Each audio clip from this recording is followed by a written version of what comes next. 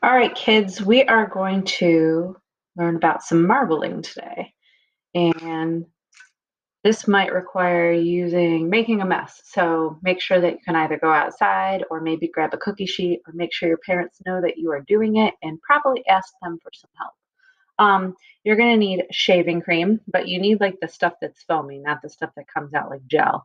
And don't use all of your parents. So this might be something where they might have to go out and buy it, but if you don't have this stuff and your parents can't go buy the stuff, then do something else.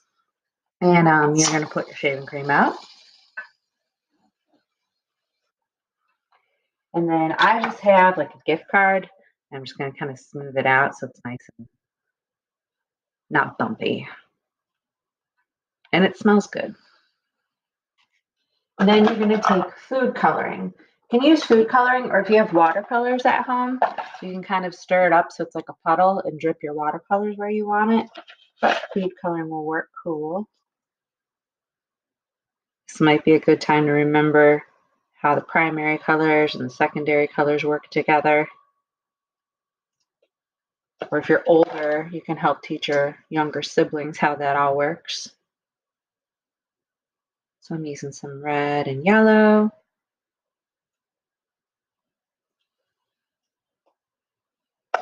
I'm just going to stick with that. And then there's lots of different things you can use, but you don't want to use your hands because that's going to be too messy. I'm using like a shish kebab stick, but you could use a fork, you could use a plastic knife. And what you're going to do, you're just going to move your colors around.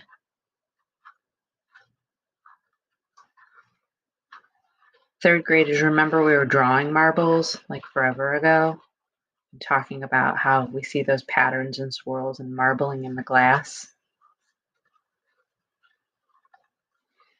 And if you're happy with it, you could just leave it like this, or if you wanted to add more color, you could add more color. So that part's up to you.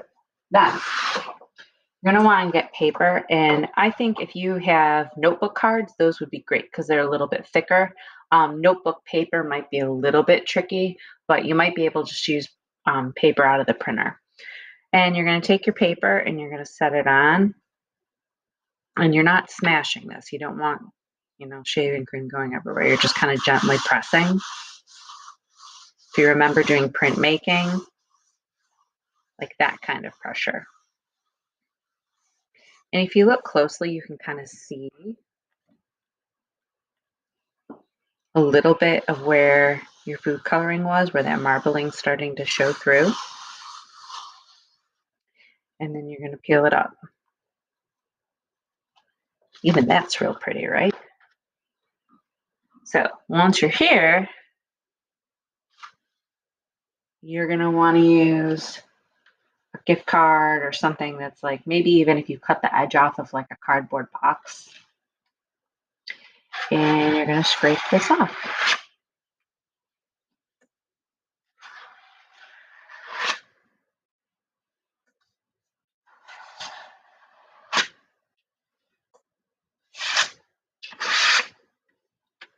And there we go. So you could let this sit out and dry. And once it's totally dry, you can work back into it. So you could fold it in half and make a card for your mom for Mother's Day. Or, maybe you see a face in there and you want to make it show up. Or maybe you just want to kind of play with different patterns in some of the white spaces. Or maybe you just think it's cool as it is and you want to leave it alone.